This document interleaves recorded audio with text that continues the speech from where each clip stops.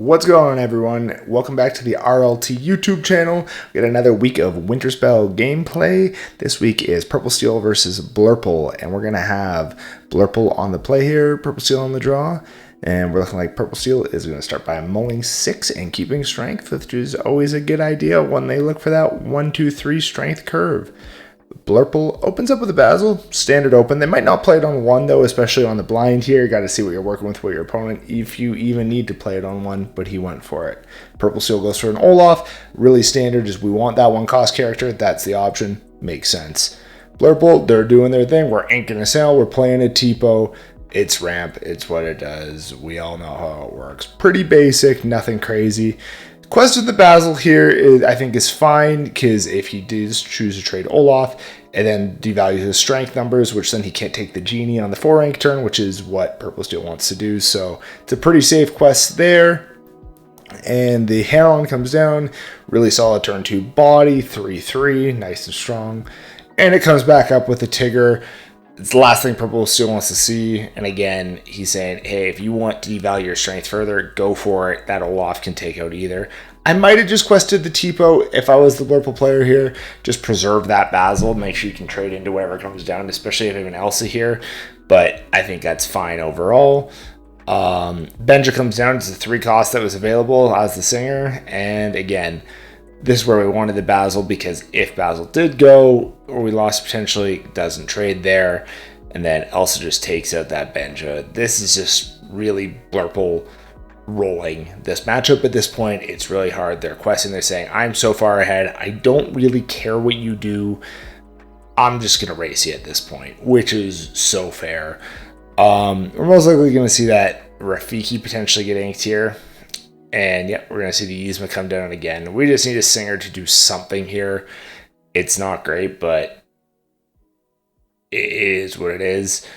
And then through it we see the Demona, and that pretty much says this game's over, because we're going to see both of these bodies get traded out here. Basil's going to quest, it's going to buff the Tipo, take the Yzma, and we're going to do that in that sequence. So if we were to take the Olaf first, you'd be able to bounce the Yzma and preserve it.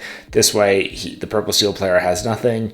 And again, it's too much going on. Like, the Elsa comes down and trades out, sure. It taps down the Demona to exert it, but we're just too far. Hades takes the Elsa, and again, 4 bodies to nothing. They're questing for 6 a turn, already at 10. Nothing Purple Steel is going to do this turn to contest it. They're going to at least 6. They're going to go to 16 this next turn. Purple Steel has 2 strengths in hand. This game's over. They could probably pack it up from here as far as I'm concerned, but realistically, it's... again, this is just Blurple on the play, doing Blurple on the play things, and Purple Steel, unfortunately, just cannot contest it. Another Elsa comes down, and again, yeah, they're just turning sideways. They're up to 16, and yeah, there's nothing can be done there. That is the perfect Blurple curve, and that is it. Going into game 2 here, now Purple Steel's on the play. We see a 1 cost, we see a 2 cost. I think I'd be looking to keep Christopher Robin Heron strength, even the Olafs. Looks like he's keeping everything, which is fine. It's just a bit on the conservative end, but he does have a stable 1, 2, 3 curve out. What I'd be looking for here is a Genie 4, preferably. We know we're going to play GG on 3, and he's probably looking at that Genie 3 is not a terrible turn 4 option, which it's not, but the 4 cost Genie is really great, or Yzma. Those are our preferred turn 4s, so I think we'd like to see that instead. And I think with this Royal Guard down, I'd be looking to ink the Christopher Robin, play the Heron, just because this Christopher really can't turn sideways comfortably if they sail or anything. Doesn't opt for that. We do go Christopher over Heron. Christopher is better for the lore gain, but again, can't really turn sideways in fear of this Palace Guard. It's just not ideal. So I think I'd go Heron here, because then we can just quest comfortably, and at worst, if they do want to take it, it's a forced trade. So we're okay with it. And the Olaf goes sideways as well. And again, I don't necessarily love the Olaf going sideways here, because if he did take it out, and say the Blurple player plays Genie next turn, then the Purple Steel player would not be able to use the strength to kill it, which I just, if I'm the Purple player here, I'm taking that Olaf, devaluing the strength and messing the numbers here, but it looks like they didn't pick up on that. Just ramped, played a Basil, and passed. And here, this Cheshire Cat's a great draw. I'd probably be looking to ink the Genie, play the Cheshire Cat, because we're going to go GG And with Gigi's ability, you want to keep her at full strength. Cheshire Cat's going to help you do that a little easier, where Genius doesn't do anything in that domain. This Gigi's a very strong card here. We do ink the Cheshire Cat, which I appreciate. The Genie is just saying, I want to go fast, and assuming he gets the strength kill off here, he's just going to be up and wanting to race. I think it's fine, maybe a touch greedy, but overall, this Purple Steel player knows that they are just in such a good position to persist here. And that's just a great top deck. That's the card we wanted to see. We're going to ink the Genie 3, play the Genie 4, draw into a Yzma. So we are just cooking here on Purple Steel. Like, all cylinders are go. I think it's a great trade there into the Palace Guard. And that's why, again, I wouldn't have offered that if I was the Purple Steel player, because that's just, it just has really worked out for the curve. But the Blurple player has given them the option there, and they've capitalized fully, which is great. Not great to see the Basil Elsa into there, but at the same time, Gigi's on board. And this is where I would have really liked to see that Cheshire Cat stay in hand and not the Genie 3 be inked, because if we had that this turn, we'd be able to use Gigi to kill the Elsa, Cheshire Cat, move the damage onto the Basil, clear board, and just be set. I think inking the Hades here is an interesting choice. I think I'd be potentially looking to ink the Demona, because having this Yzma down means that they really can't deal with it, but it's just tough to deal there. They do go Elsa into the Gigi, finish it off. And again, if we had the Cheshire Cat, we would have been able to just not have that happen. The Elsa wouldn't have been able to take anything, and you're just preserving bodies, which is really where you want to be. I think playing the cat here is really good. I don't think the Demona is needed here. I get the extra card is helpful, but at the same time, if it's me, I'm just wanting to preserve the ability to draw more cards if need be, or a answer like an Into the Unknown comes for this Yzma here. We do see the cannons and the cat move the damage to take out that Elsa, and again, Purple Steel now is just doing what Purple Steel does and maintaining a really commanding lead. And they have, and this is where, again, if we had Demona in hand here and know that we could refill one more time, I think that hard locks it. Fortunately, the Yzma lives, so we don't really have to worry about it. We're just going to be able to draw again, dump this hand, and go. This turn's pretty self-explanatory. We're just going to play that Angel. I think I personally ink the Olaf and play the cat first. Just 2 Cheshire Cats is a lot of pressure, and I think I'd like to develop that body rather than just see the Olaf get discarded there. We're going to draw 3 to do that, and we see a strength anyways to just take out the Genie anyways. So I feel like we could have been a little more conservative and got more value from our cards there, but it worked out in the end. And again, yeah, like the worst case here is maybe a Hades comes down on the Yzma, but even then, the Purple Steel player is in such a commanding position, they're going to be questing aggressively. Sven is interesting here, not a card we see a whole lot at this point in the format, and we see the Into the Unknown come on the Yzma. We see the Sven take out the Cheshire Cat, and again, this is where I wish we had that second Cheshire Cat come down or play the Demona. But again, we have another Yzma, and we're just right back where we left off. They say, hey, you spent all your turn doing that? Guess what? Doesn't matter. I'm still in command. You have nothing. We see a singular Scuttle come down, and at this point, it is pretty much curtains if that's the only thing Blurple can do, because Purple Steel, and they know it. They pick it up. They say, look at game 3. I'm going back on the play. Let's go. So Purple Steel here, game 3. We have a couple 1-drops. We have a cannon. It's not super useful here. No strength. So I think he just looks at it and says, Palace Guard's my best 1-drop in this matchup. I don't have my 2. There's better 3s, and I don't have strength. I'm going to go digging. We don't see a 2, but we do see the better 3. So as long as we can find something, and we do, it's a Captain Hook. So perfect. We're going to be able to get out of this game now. At least have body for 1, 2, 3 curbs. So if we do find that strength of a Raging Fire, we're going to be able to play it and hopefully take a body out if they don't get ahead of it. But this is, again, in a really healthy spot for what Purple Steel wants to do. A 2-drop would be better, but a Captain Hook will suffice if that's the play here. And then we draw again. We do get a second Captain Hook. It could be greedy and go for a more aggro line to play 2 of them, but the Purple Steel has so many upper-end cards in its hand right now that they're better to hold on to and preserve that card quality than get greedy and dump the hook and potentially have to ink, say, a 5-cost Hades or something of that nature. So I think this is a very healthy decision from them. And again, we quested there. We knew that Royal Palace, whatever, guard couldn't do it. And Heron goes on the ink. It's the lowest value card. Gigi comes in to threaten that Genie. And no Elsa. So they go to a second Genie, which now puts us in a more interesting position. Because if we had a strength on the Purple Steel side here to take out one of those Genies and preserve the Gigi, would be really good. And even if we don't, we're going to see a Genie of our own. And this Elsa draw is great because this sets us up to fight the Evasive War, drop that 4-cost Genie, and say, hey, like, this other Genie you have next turn, even if you run into my Gigi, maybe you Cheshire Cat and clear it off, but I'm still going to be able to take out your Genie with Elsa Genie next turn, which is just not where they want to be at all. The only downside is the Palace guard is most likely going to take out this Gigi and then leave us in a position where if they are able to Elsa Genie, and they're not, they have another Genie.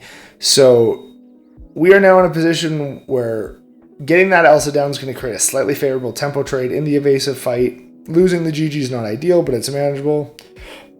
And we just keep persisting from there. So we're going to go and looking at everything. They play the Basil, which again just sets it for a better trade into the Genie. I don't dislike this at all. And we draw for turn, and it is a strength, which is a fantastic card given this situation. It would have been nice if we had preserved our 3 costs there, just because then we could sing the strength and take out the other Genie. But we tap down the Basil to make sure they can't take an Elsa favorable trade there. Sing the strength out on the 1 Genie, and this protects our Genie because unless they had, if we put 2 on the Genie, then if they can just Elsa it and kill it. They don't, they Hades it, it's fine. At this point, it's really solid because we have the bigger evasive body.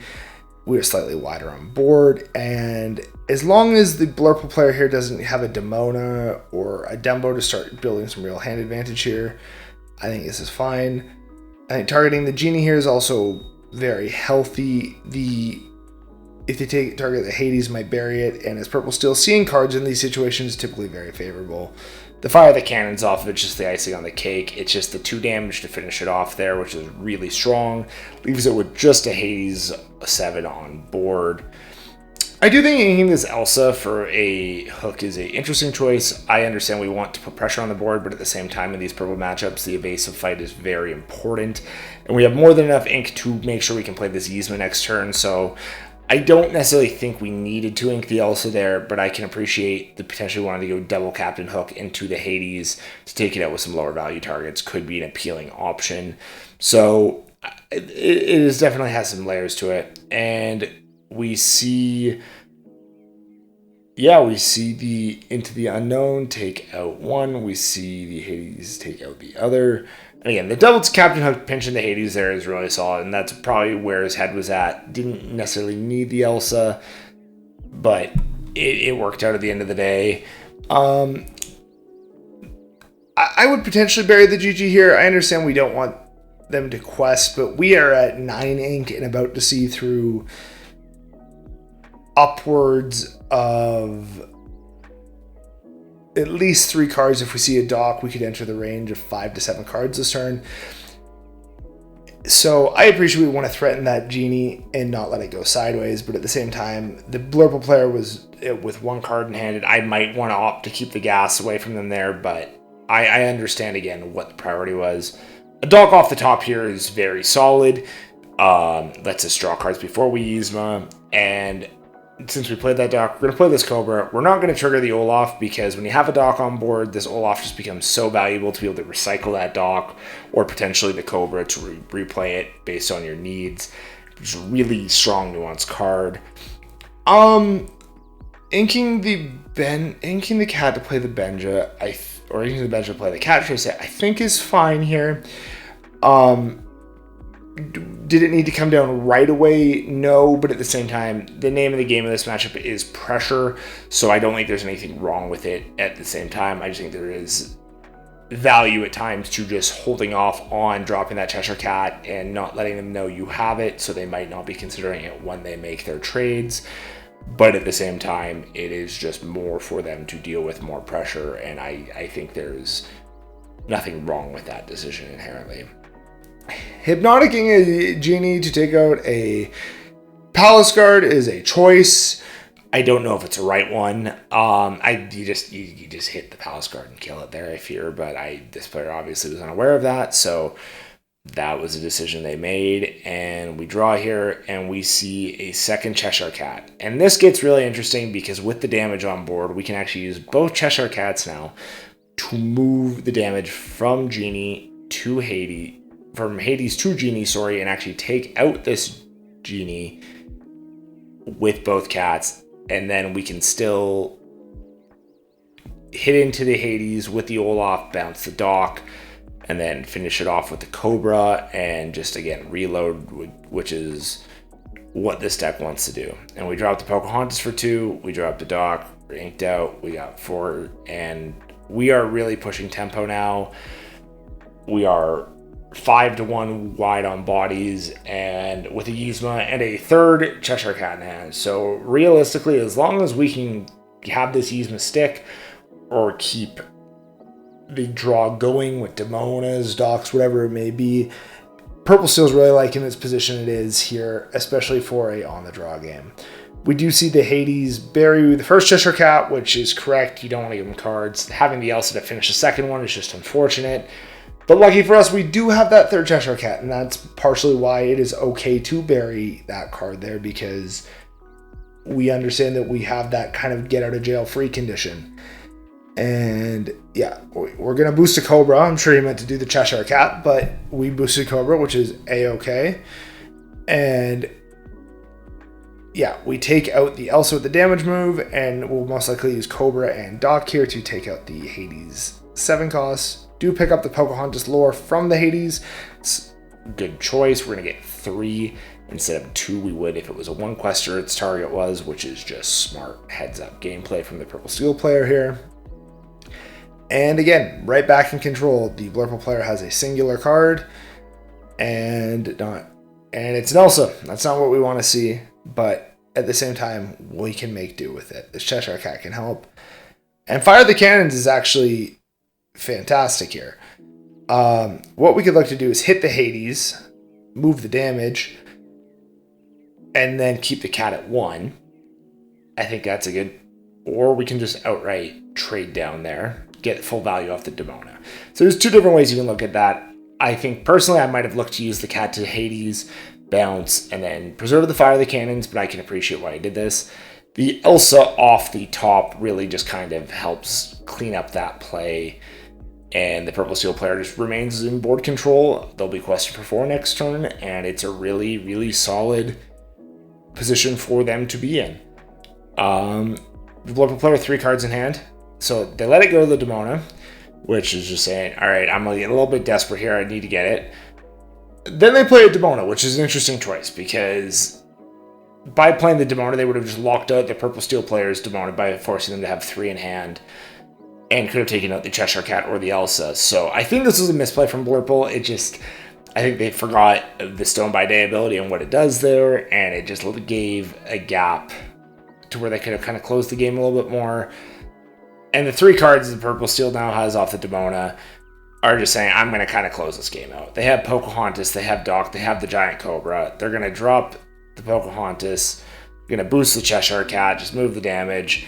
And at this point, they're saying, look, I'm questing, I'm going to go to 12, and your Demona can't move. Next turn, I am primed to get a grand total of 7 lore, go to 19. I have the Cobra, so I have lethal. You might not know it, but I have it. So realistically, with 3 cards in hand, Blurple is looking for a little bit of a miracle here. Wasabi is not that miracle. It is not how it gets out of this situation. Nor is Basil. And what is the last card? We've exerted 6 ink, so yep, a Demona. And that pretty much says good game, because nothing on the Purple Steel player's board is going to get challenged. They're going to be able to quest 2